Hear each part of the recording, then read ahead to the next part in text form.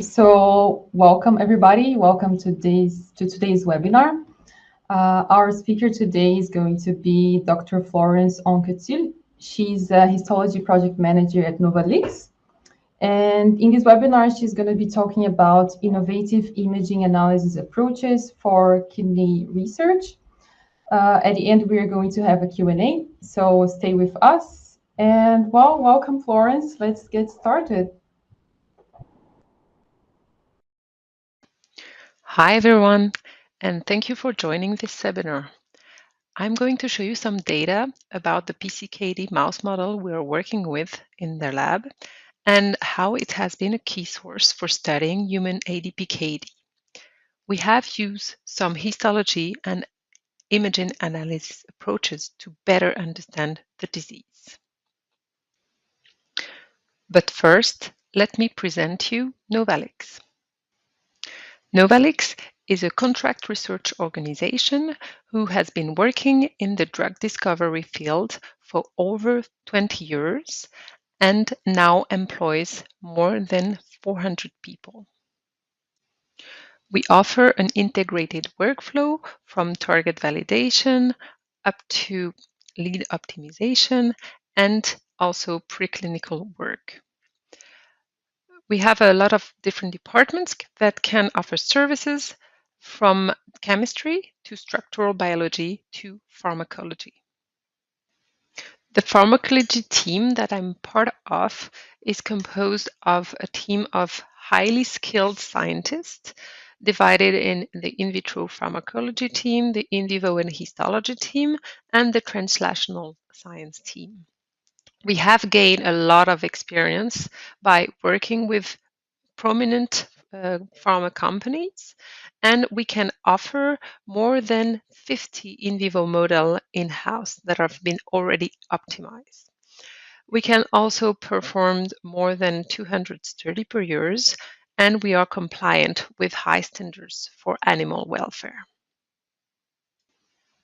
Now, let's dive in the data.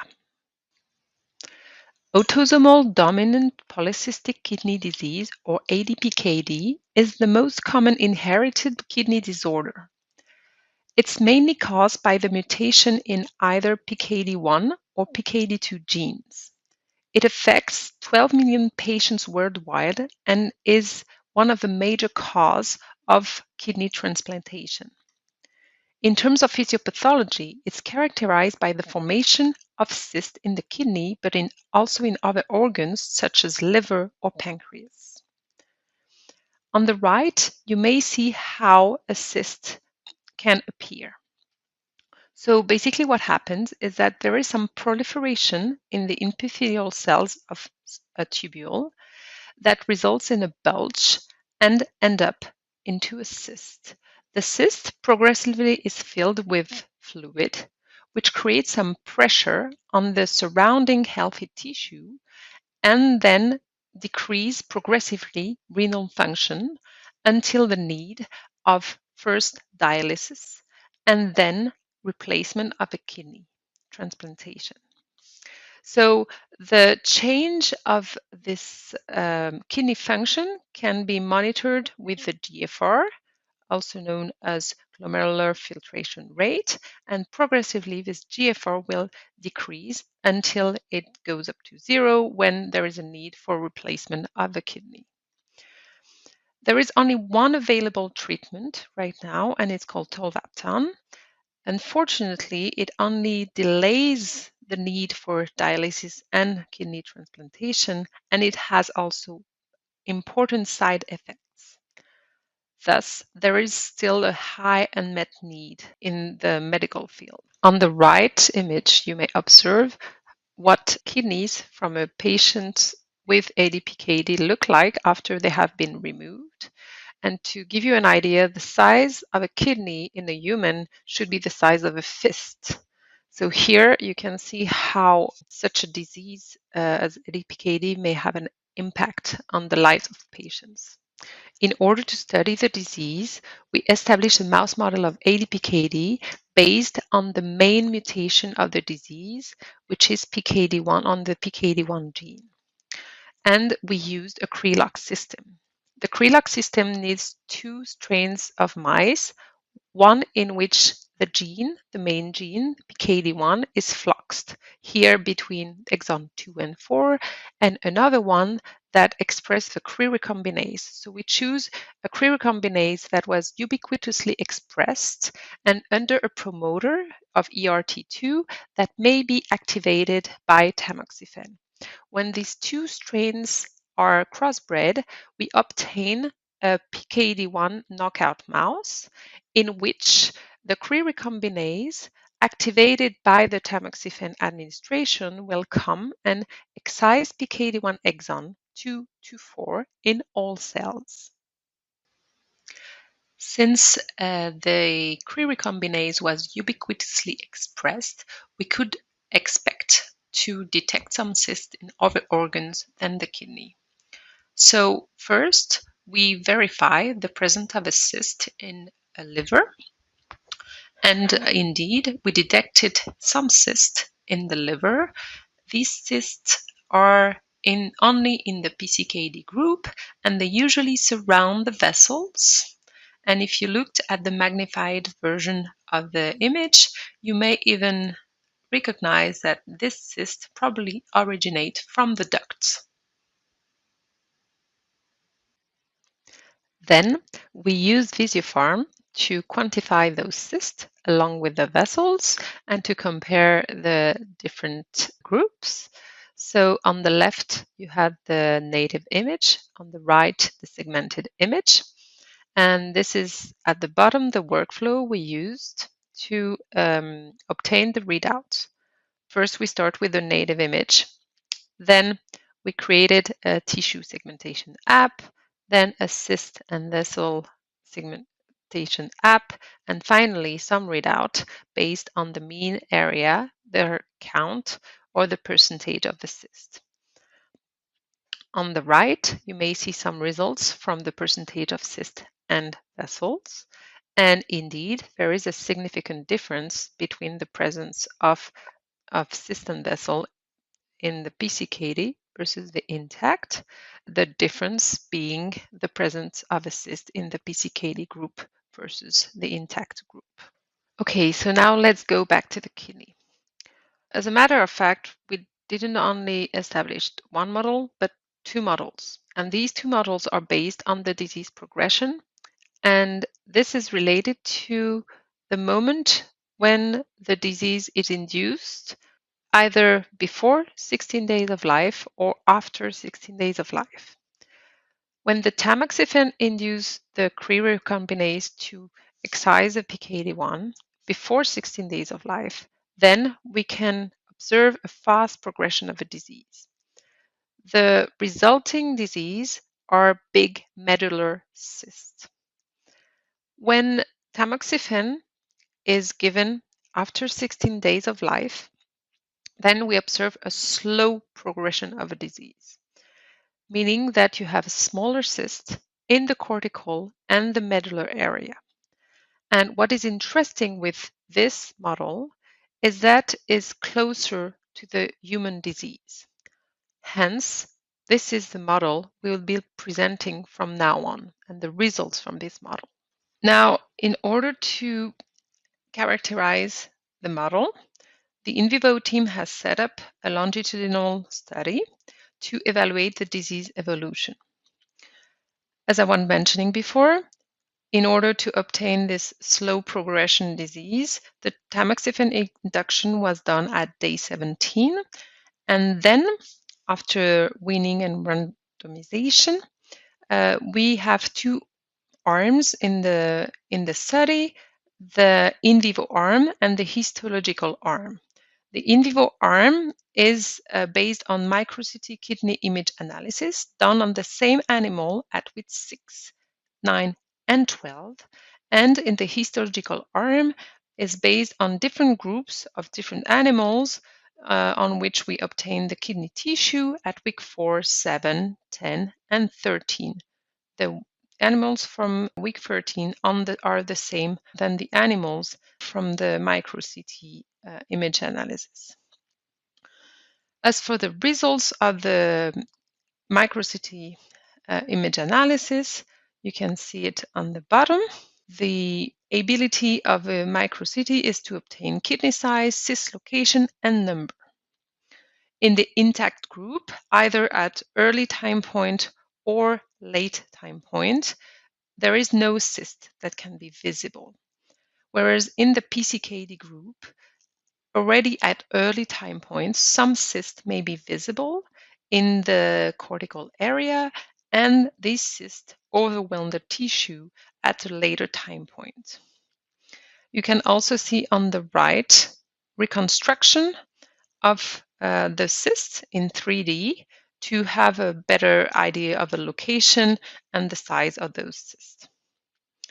On the right, these are the results from the quantification of this cyst volume by microCT, and we can already see some increase of the cyst volume at week 9 and even more at week 12. In parallel, we obtained some kidney tissues from the studies, and we set up a specific immunohistochemistry for collagen 3 that allows us to look not only at the kidney size, cyst location, and number, but also at kidney fibrosis, which is also a hallmark of disease. Here you can see some representative image of an intact kidney or a PCKD kidney at week 13. We also have been using a positive reference, nintedanib, and I will show you some data later on. We then quantified the cyst and fibrosis using the collagen IHC and Visiopharm applications. Now I'm going to give you an idea of a workflow we've been using, starting by the native image, either of an intact kidney or a kidney suffering from PCKD. First, we created a tissue segmentation app and then a cyst and collagen segmentation app with 3 classes: cyst, tissue, and fibrosis, and some readouts, such as the cyst mean area, count and percentage, the distance to capsule, or the percent of collagen in the tissue area. The distance to capsule is an interesting readout because it allows to give you an idea of the location, the global location of a cyst, if they are closer to the cortical area or closer to the medullary area based on the results. Then we use a percentage of cyst area and extrapolate it to obtain the project cyst volume that would allow us to compare it to the cyst volume obtained by the microCT evaluation. And what we observed is that already at 7 weeks, we started to see some cyst development. And there was a linear increase up to 10 and then 13 weeks. What is peculiar with histology is that this method allows to detect really early time points of the pathology. For example, here at 7 weeks, we were able to already detect some patch of cysts that were not detected by other methods. Then we compared those data with other readouts that have been set up by the in vivo team, such as the BUN levels. BUN is the blood urine nitrogen, and it's a good marker of kidney function because urine nitrogen is supposed to be cleared by the kidney. So if the kidney doesn't function well, then the BUN will increase. And it's exactly what happened in the PCKD group. What we could also observe is that the nintedanib, our positive reference, was able to protect kidney functionality. We also compared these results with another measure of a kidney functionality, more at the end, toward the end of the study, and that is GFR quantification. GFR stands for glomerular filtration rate, and it's a good measure of the kidney functionality. Because when it decreases, it means that the kidney function is impaired. And we have been using the method Medibicon. So this is a transdermal measurement of an injected fluorescent tracer, the Fitzy sinistrine, and this tracer is exclusively excreted by the kidney. In a normal situation, this is what a trace would look like, meaning it would be injected and then normally excreted. When an animal has impairment of its kidney function, then the tracer takes longer to be excreted, and thus the glomerular filtration rate resulting is decreased. In our model on the right, you may observe that the GFR in the intact group is higher than in the PCKD group, confirming that there is a decreased kidney functionality in the PCKD mouse model. Then we used our collagen immunohistochemistry to evaluate the kidney fibrosis in the model. And you can see the results here and the representative images of an intact group, PCKD groups, and nintedanib group, which is our positive reference, and the results on the right. So there is a statistical difference between the intact and the PCKD group, meaning that you have a higher fibrosis index in the PCKD groups. But what we could also observe is that nintedanib was able to protect kidneys from fibrosis development, which is what was expected from the literature. There is another hallmark for the ADPKD, and it's kidney inflammation. In ADPKD, it's mainly the presence of macrophage that is a hallmark of a disease. And here we decided to set up a specific staining, immunofluorescent staining of macrophage and their subset, macrophage being represented by F480 stain, and M1 by ER5, and M2s by ARG1. You can see here representative images of an intact group versus a PCKD group, and already it's easy to detect that there are a lot more macrophage in the PCKD group versus the intact group. The macrophage being usually surrounding the cyst.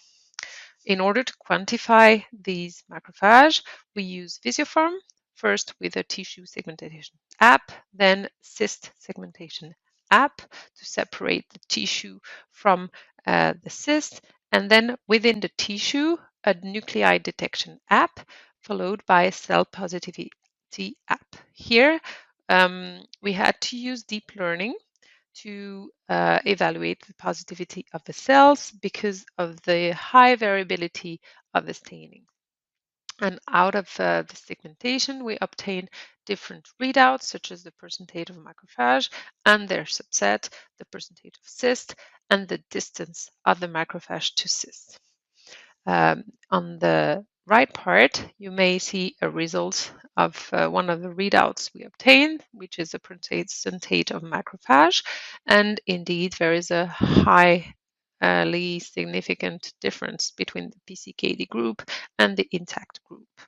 What I can also tell you, and that I will not show you here, is that both M1 and M2s are significantly increased, and the ratio is favorable toward M1s versus M2s.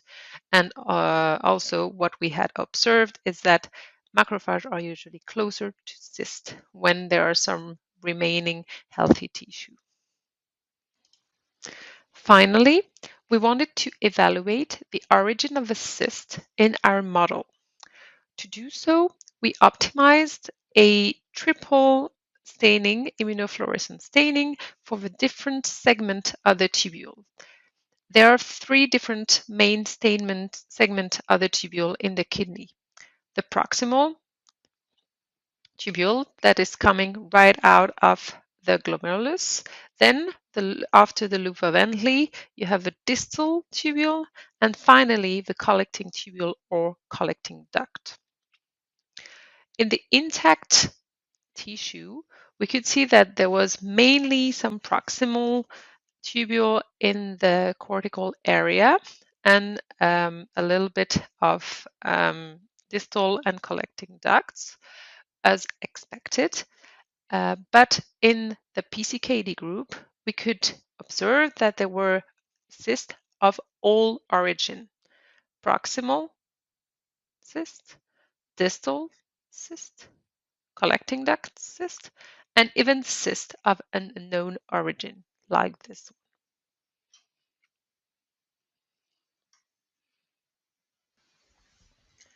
So our goal was to compare the results of this part of the study to the literature, as we have done before.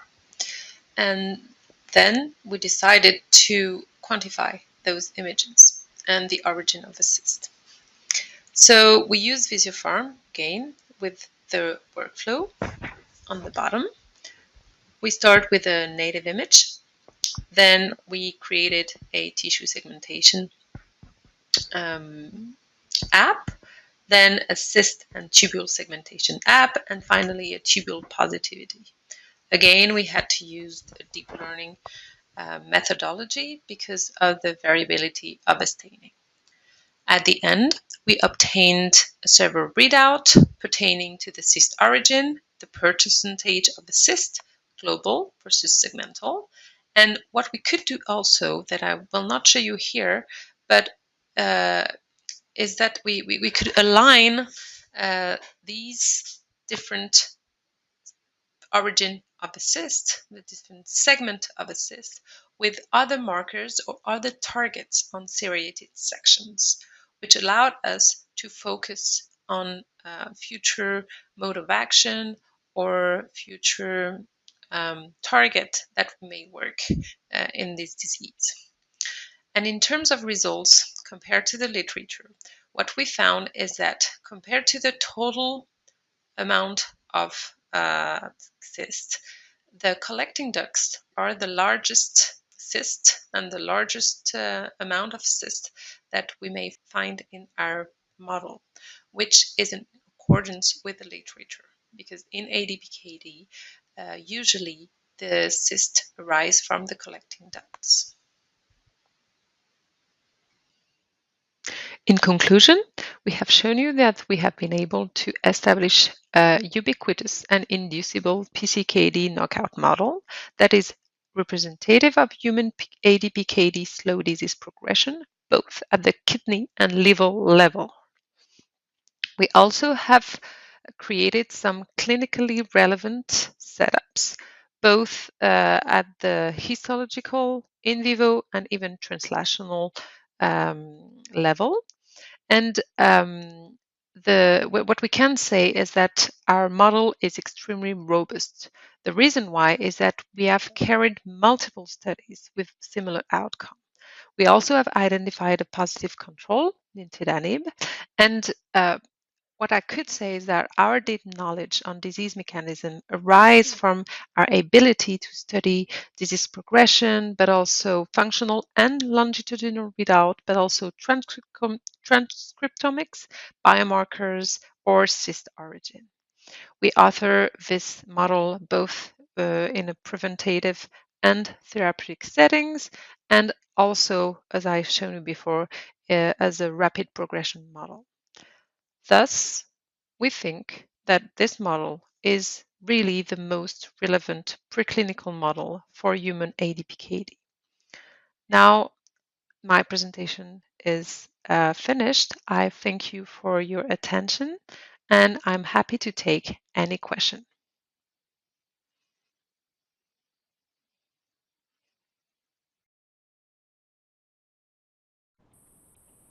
Hey, Florence. Thank you so much for the excellent presentation. We can start with the Q&A now. I have a question myself. You mentioned during your presentation at some point that you had to use deep learning because of to detect the positivity of certain cells. Can you elaborate a little bit on that? Yes, sure. The issue sometimes when you need to define if a cell is positive or not is that you may have a lot of variability within your stain. As much effort you put in your IHC, garbage in, garbage out, meaning that sometimes you have a lot of variability to work with. And usually what happens is that you will have your positive nucleus, and then you need to define if it's positive or negative. Here, our issue is that the standard way was to define it with intensity of a channel. And when the intensity is too variable, you cannot set up a threshold to define if it's positive or not. You may use normalization, but sometimes it's not even enough.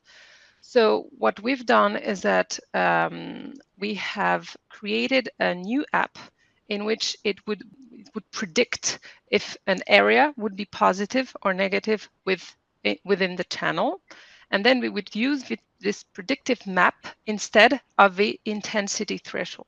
We would use the predictive map to predict if a cell would be positive or negative. So in that way, the method is a lot more robust than just intensity, based on intensity. Okay, got it. Thank you. So Mess is asking, is human ADPKD also usually seen with liver cysts?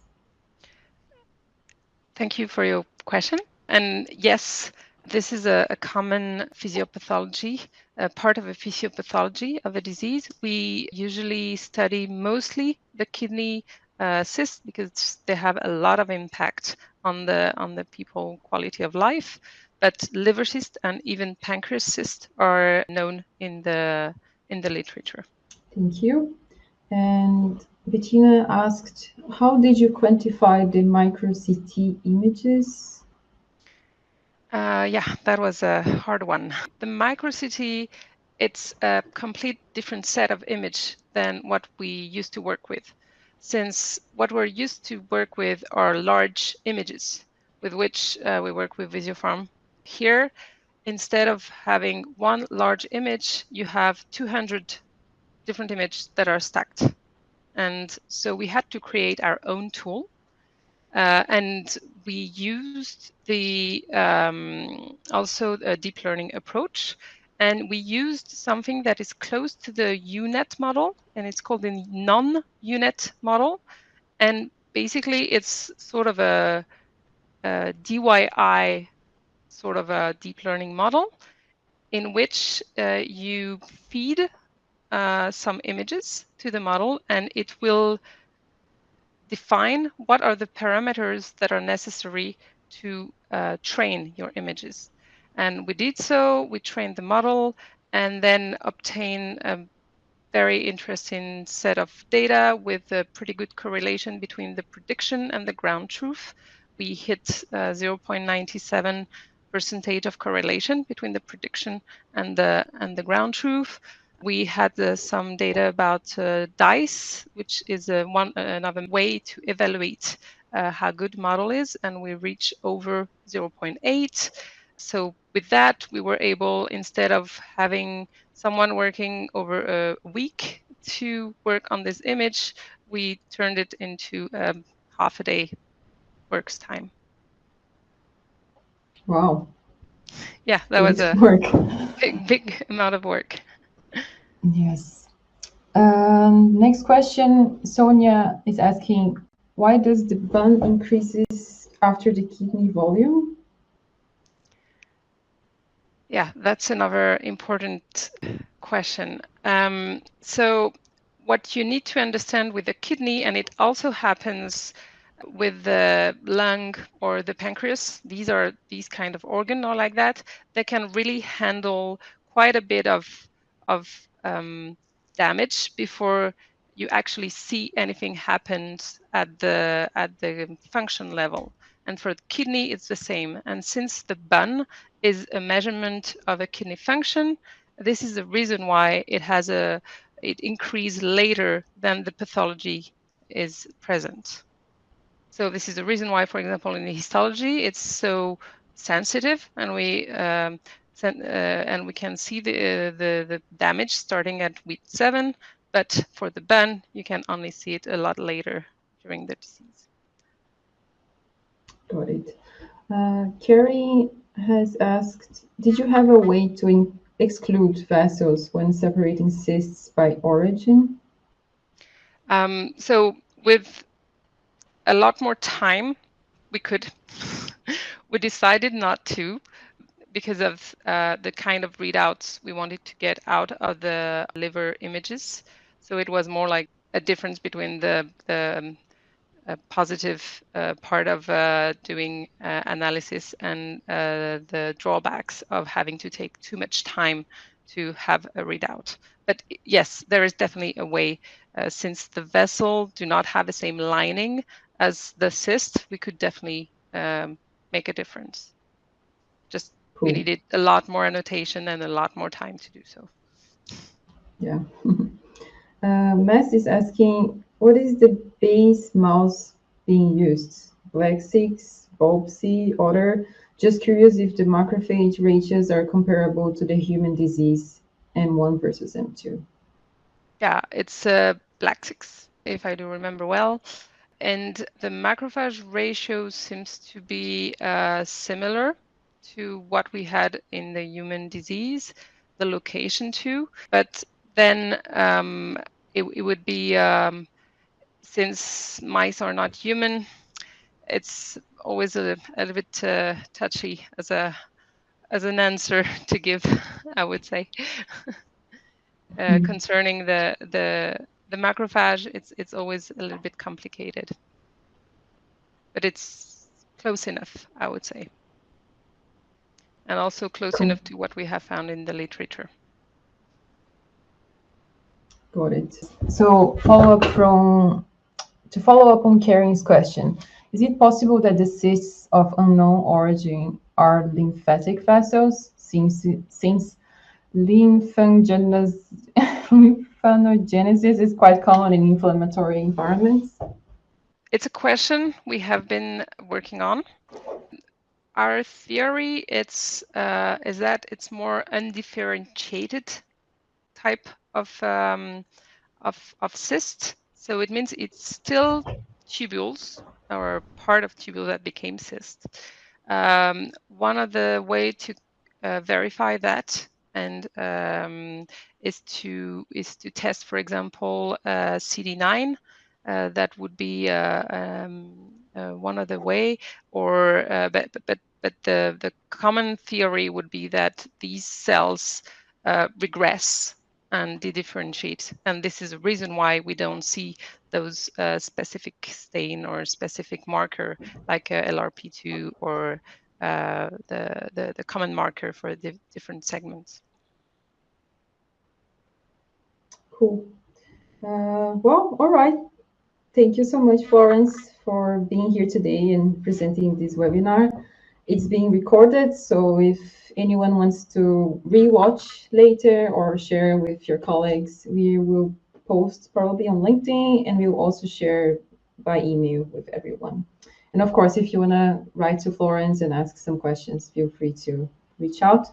Thank you, Florence, and the whole Novalix team as well for making this happen. And Thank you for having have me. a lovely day, yeah, everyone. Bye. Bye.